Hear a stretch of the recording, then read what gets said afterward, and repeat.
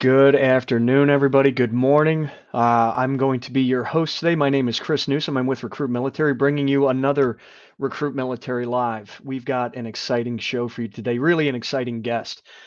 He needs little to no introduction, but all the same, I'm going to tee him up. Joining me today is going to be Jack Tilley.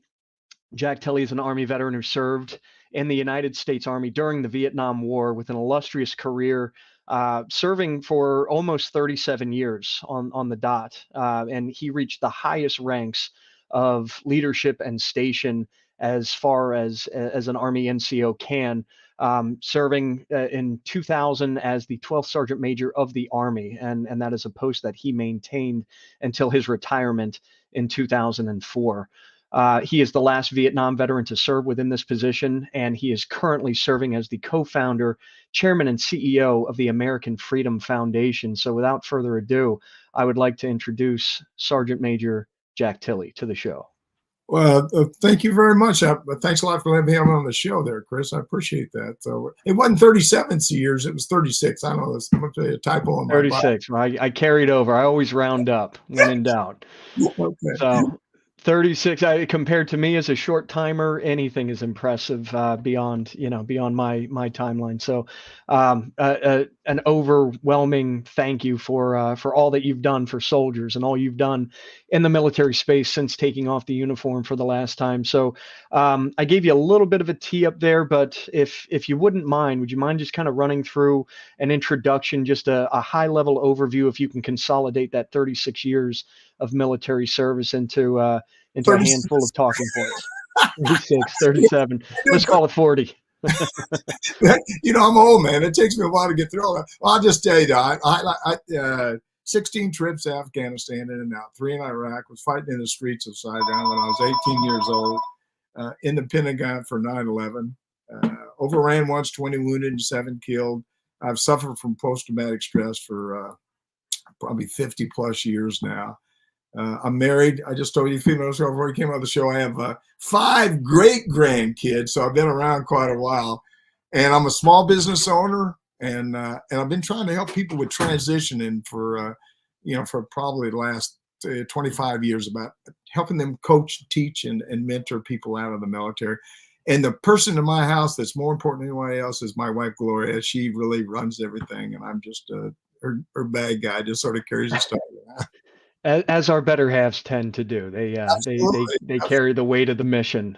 So we have nothing but love and adoration for our military spouse community, and always great to hear another example of one that helps prop up even a phenomenal leader like yourself, who again has achieved the highest station that one can aspire to. There's behind every powerful man, there's always an amazing significant other that's helped us get there. So wonderful shout out to your loving wife there.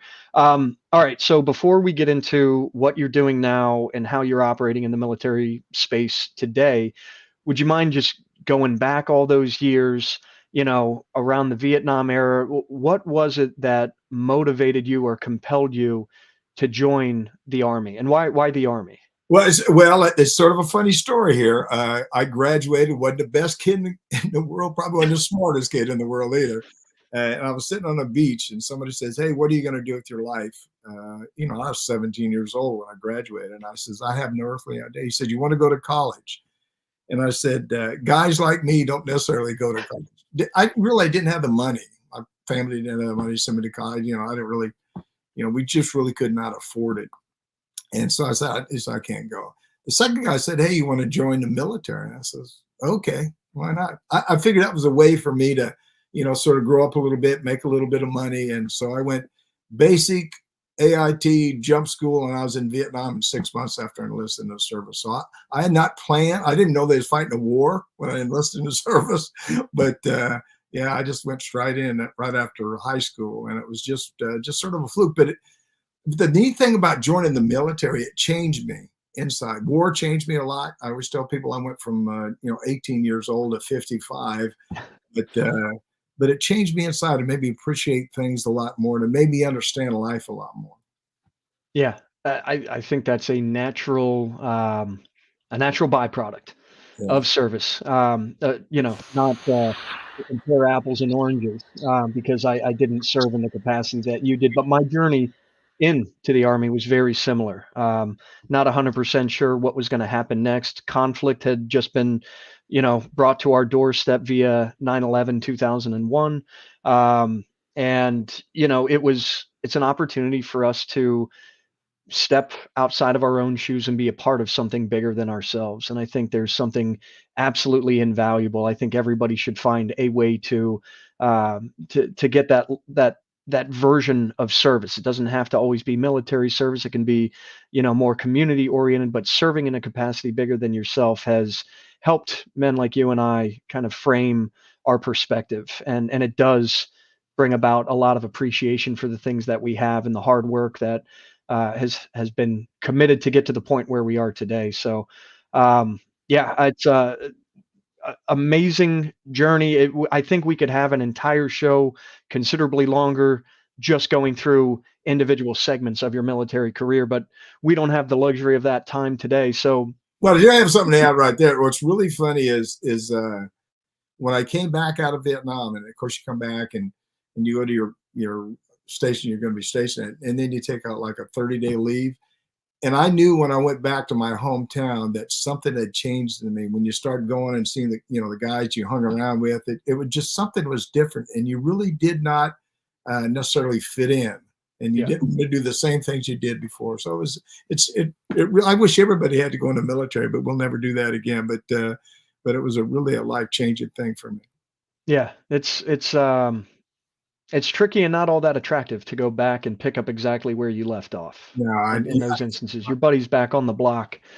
You do change. You're forced into a more mature environment, a zero fail environment, and coming back and trying to be just like it was right when you graduated high school, it's almost impossible. But I think in a healthy way. Evolution can be a little uncomfortable sometimes, but I think it's natural and healthy. So fast forwarding to not just today, but the last handful of years, the work that you do with the American Freedom Foundation, your work at Your Next Mission. Would you mind just giving the audience a high level overview of what those two entities do relative to the military space, to our veteran community? Yeah, the last couple of years I was in the service, I wanted to, during Christmas or any time, I wanted to take some entertainment overseas. And so I think it was in 2002 or maybe 2001, I contacted the USO and said, "Hey, look, I'm gonna take up some singers or actors or comedians or whatever overseas." So we worked it all out. I got the money funded, and that's where I met Ted Hacker, the co-founder of American Freedom Foundation. Good man. And so we went overseas. We did all this stuff. Really had a great time entertaining our troops over there. And we came back, and when I was going to retire, again, me and Ted got to be really good friends. He worked in the entertainment business, and I called him up after I retired. I said, "Look, I love doing this concerts and stuff like that, and I'd love to do it again. You think there's a way we could team up and start doing shows for the military?" And so we formed the American Freedom Foundation. We did concerts for 10 years, sort of a long story. Did concerts for 10 years, and then really entertained a lot of people. Was able to give away a couple $1 million back to veterans in the veteran community at that time. And so we had a lot of fun. So that's how it really started. And then we spun off into the Your Next Mission about 3 years ago. Now, we started this in about 2005. So we've been around quite a while now, but we spun off into Your Next Mission because of COVID. We wanted to make sure that we could reach out and talk to veterans and educate people. Your Next Mission is not just about veterans. It's about educating our country about the sacrifices that our veteran community and their families make for this country. So we started doing concerts, or not concerts, but we started doing a podcast. And I said, "That's a great idea." And he says, "Good, you can host it." I said, "Wait a minute, I don't want to host it. Get someone." Never volunteer. Never volunteer. I screwed up because I said it was a great idea. Yeah. And, so we've been doing that, a few years now. And I think we did 165 shows, and we're starting really to reach a lot of people. About 8.6 million, not just on the show, but on social media. Okay. Time frame a little bit more. We're now part of the 1% that's paid on YouTube, so we're making a difference, and we're putting stuff on the show that helps our veteran community with post-traumatic stress or hiring jobs. Or we even do hiring events too. We've been doing about 4 or 5 hiring events a year through Your Next Mission for the last probably 10 years. So we're reaching out, trying to do all we can. That's amazing. Yeah, we here at Recruit Militaries have had the privilege of being a part of a couple of those hiring events, the ones that you have tied through USAA and the Quad A. Yeah, you guys are doing amazing work, and it does take a village. You know, whether you're transitioning now or whether you've already transitioned and you're still in need of certain resources. We are a community. We're a tight knit community, and we take care of each other. And it's always good to work alongside a champion organization like yours. So if we can, you know, as we're Chris, let me say something yeah, real quick. I'm going to tee this. You teed it up for them. We're doing another hiring event. A couple of them is coming up, so I'm going to cue this up right now. We're do doing it. one in Huntsville for AUSA March 29th, and we're doing one in Denver on the 25th and 26th of April. And all you have to do is go to yournextmission.org to register, so you can find employment. And we want to help families. We want to help people. So please come on out and see us. We'd love to see you and love to help you. Absolutely. We'll go ahead and we'll make sure that we get a registration link, so or at least some information in the chat thread here, so that we can help people streamline their registration. Yes, if you're in those markets, if you're in Huntsville, if you're in Denver, make sure to mark your calendars for those dates that Sergeant Major just referenced. Going back, so you leaned into what you're doing now. You kind of envisioned that as you were going through your last leg of service. So I know that, as you know, again, the highest level of non-commissioned officer that the U.S. Army produces, your transition was probably a little bit different than the average Joe, if you will. But you know, I still feel like everybody, regardless of station, regardless of rank, MOS, there's always going to be some level of struggle or insecurity, discomfort associated with transition. Can you maybe talk to that at all in terms of obstacles that presented themselves to you, and how you overcame them? Like, how does that tie into your network? You know, what kind of support did you have? Was it just from TAP? Were there outside entities? Was your wife a part of it? Would you mind just kind of talking through what your transition experience was like? Now, first of all, my wife's part of everything. I don't I make it assume as much. because especially when you're transition, you've got to make sure that your spouse is involved in that entire process. So let me tell you about my transition. So I'm working. I'm trying to clear. I'm trying to do all this stuff, and I'm a soldier just like everybody else. So I said, I'll just schedule me a time. They have TAPS classes, and I'll just go over to the TAPS class and just sit in there with everybody else and get the briefing. And they gave me the date. I got my car, drove over there, walked in like everybody else, sitting there. And I sat there for 1 hour, and I realized that this was not necessarily geared for me. Because at the time, they was just throwing everybody, whether or not you was an E-89, private, all of it, and officers, everybody in the one spot. So I said, I got up, went back, called the guy at TAPS, says, hey, look, send the guy that's giving the classes over to my office. I had that authority then. I was, I felt like, hey, I could get you to come over here. And he came into my office and he said, hey, look, what's on Ranger? What do you need? I said, well, tell me what I need to retire. And really, I didn't even know how.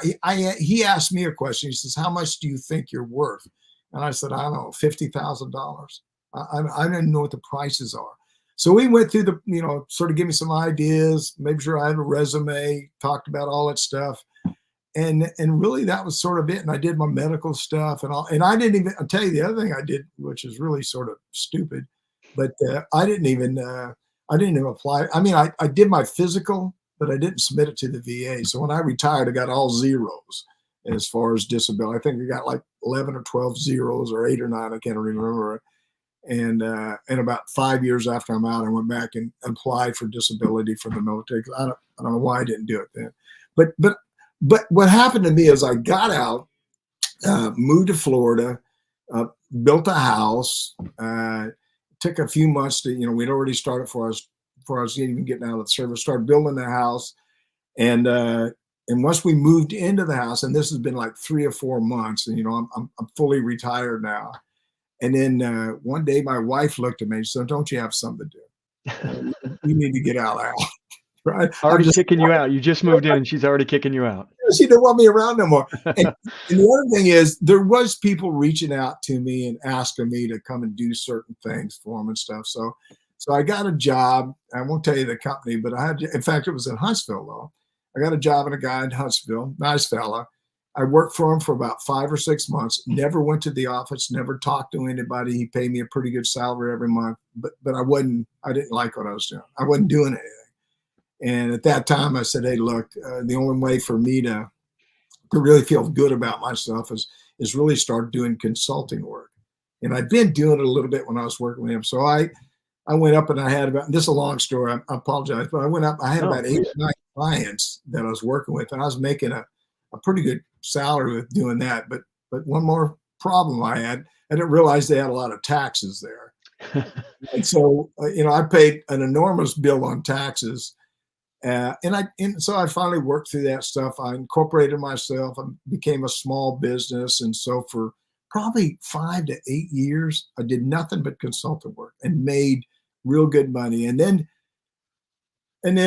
one day, a guy from one of the universities reached out to me and said, "I'd love to talk to you about maybe helping our university." And so I said, "Okay." So I went to Lauderdale, me and Sergeant Major Myers, Johnny Myers, and went down and sit down with the owner or one of the leadership in the university. And he said, "We would like to do this in the university field. Can you help us?" And I said, "Well, yeah, I can help you." So we signed a contract, come to an agreement.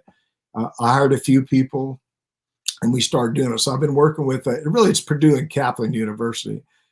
And I've been working with them for, God, I guess 15 years or something like that. It's a long time. And then that sort of kicked off. Then I had another university reach out to me. I did the same thing with them. So I have 2 different crews of people that work with different schools. And so it all turned out sort of okay for me. But the one thing I really did not feel good about is I really struggle about just sort of fitting in. It sort of sounds funny. I mean, even today, I'm not sure I really fit in. I felt uncomfortable. People talk about the military and they're not served. You talk to them about the military, then a lot of times they'll change the subject and talk about something else. And so I just found I just threw myself into work. I work all the time. I'm always doing something. Saturdays and Sundays, I'm working stuff off. If I'm not working, I'm playing golf if I can do that. So that's sort of my transition. It wasn't bad, but it wasn't perfect. sure. If I had, I don't know if you're going to ask me about advice. Go ahead, Chris. That's sort of too much right there already. No. I mean, I love where this is going. There's layers to that. One of the first things that that stands out to me was the first role that you got, where despite what seemed like healthy compensation, purpose. You weren't passionate about it. And, the unsolicited advice that I would offer, in conjunction with Sergeant Major Tilley here to the audience is find something you're passionate about. Yeah. It's really hard. And Sergeant Major's speaking from experience. I'm speaking from experience. If you're still in uniform now, it's going to be kind of hard to follow something that gives you the same level of purpose. It's almost an extreme purpose when you're in uniform. You are serving at a level that's beyond yourself. You have personnel in your command, or your mission is just, it's big. It's really hard to replicate that in a lot of different organizations. So what we want to try to encourage people to do is really do that homework, do that soul searching, ask yourself what gets you motivated, what's going to get you excited when your feet hit the floor every morning. Find a role that's going to give you that fulfillment. Otherwise, you're going to end up in that position. And Sergeant Major, I was in the same position with a number of jobs when I first transitioned out. It's really hard to replicate that purpose. So do the due diligence, make sure that you're investigating the organization, you're reaching out to individuals that already work there, get an understanding of their culture, of work-life balance, not just the compensation and the benefits. That's something that you definitely need to look at, but there are other elements that are going to make you more fundamentally happy and have your cup more filled. So purpose is a big thing. And then you mentioned, having a couple people as far as your network. Can you talk at all about the importance of that network. And then, I'd like to bleed that directly into recommendations relative to transition, and how do you build your network, and how can we do that in a general way when we're talking about people that have, it's a wide spectrum of transition. Some are serving 4 years, some are serving 34 years. So, but the same theme is true. Networking, it's very important. It's social capital. Um, what advice do you have to anybody listening as it relates to building one's network and leveraging that network? Well, let me go back a little bit about transition first, though. The other thing I wish I would have said was that make sure you have a mentor, a sponsor, before you get out of service. Somebody that can coach and teach. I get calls from not 4-star, but at least the highest ones, I guess, been a 3-stars, a few 2-stars, and senior NCOs that'll contact and say, hey, would you coach and teach me, give us some ideas? So they call me and say, look, do you mind if we talk about this for a second? What did you do about this? And so find you a coach or a mentor to help you in that process. And then I know we're going to talk about when you should start that. But the other thing about networking, it really is the key to success. I used to tell people when I was in the military, if somebody gives you a business card, keep it, right? Make sure you keep that business card. Now you just slap your phones together. You got all that contact information, whatever you want to do. But yeah, networking, meeting people, talking to people, be socially active with people, get out there and talk to the communities, talk to the people around you, know the people, show them your qualifications. One of the hardest things is making sure people get out of that military jargon and just start talking about, what the civilians are doing. Don't use acronyms and all that other stuff. Just get out and network and just be socially active. The other thing is, I'm not I guess the first computer I ever had, not computer, but yeah, I guess it probably was a computer, was maybe a battalion sergeant major. Okay. First time I ever had a computer, and I just emails and do all that other stuff. But social media is really a big one. LinkedIn, Facebook, and all that stuff. And people, I was speaking the other day, and there was a 2 or 3-star there. So, no, don't get on social media. I said, well, if you don't get on social media, you're not going to communicate with anybody, unless you do it through emails or just, write them a letter or something. You got to figure out how to work that process. On social media, on LinkedIn, I have like 12,000 followers, I think, right now. Facebook, I have about 5,000 or 6,000. And you got to be selective. I don't connect with anybody that doesn't have, well, a few people, I'm sure, but most people I connect with have a military background. That social media is a really pretty good. I got to tell you a quick story about that. I had a guy that contacted me from Joint Base Lewis McCord. I don't know if they changed the name here, but it's still JBLM. Okay. So they contacted me and say, hey, look, I see that you're connected with this guy on social media on LinkedIn. And I knew the guy, I can't remember his name, but he says, hey, what kind of guy is it? I said, well, I don't really know. He said, well, you connect. I said, well, give me a chance to check it out. I'll call you back. I'll get a hold of you. So I went in, got all this guy, got his number, said, I want to talk to you. Call him on the phone, start talking to him, and realized that I had known him. I'd known him for years. And he was a great guy. And I said, hey, look, what are you doing up at Fort Lewis or Joint Base Lewis McCord? So he told me everything he's doing. He says, out of the blue, you call me, what for? I said, I'm just sort of curious about what you're doing. I appreciate it. And I understand you're looking for a job too. And he said, yeah. So we talked a little bit about that. Great conversation. That 15 or 20 minutes, hung up, called the guy back and said, hey, look, I just talked to him. This guy is the guy that you need to hire. He's a perfect guy. He'll be an asset to your organization, and all the positive things about. So I hung up, and probably an hour and a half later, same guy that I'd called calls me back. He says, "I don't know what you do, but I don't know what you did, but I got a job." So it really, it's about people that know you and trust you and have confidence in you are going to reach out to you and ask all these crazy questions. So.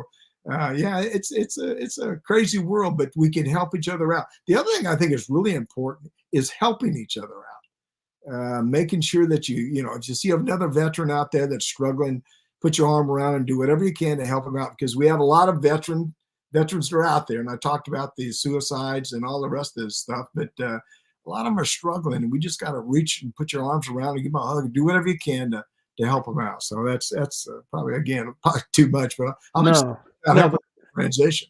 that's actually perfect. That's the perfect amount. And I think it's a great theme because it ties perfectly into, we're talking about a network here, building your network, acquiring that social capital, um, you know, being open to connecting with new people, having new conversations, and keeping and maintaining those relationships.